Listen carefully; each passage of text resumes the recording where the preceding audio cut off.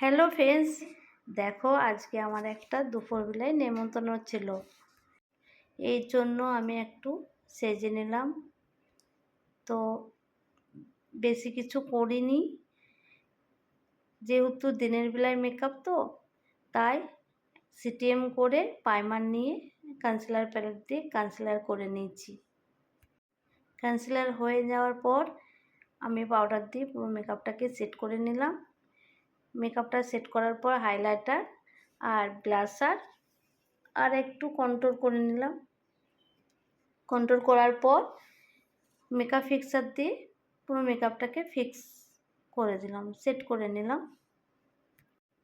তারপর আইব্রোটা ড্র করে চোখের মধ্যে একটু কাজল, একটু শ্যাডো লাগিয়ে মাস্কারা লাগিয়ে নিলাম।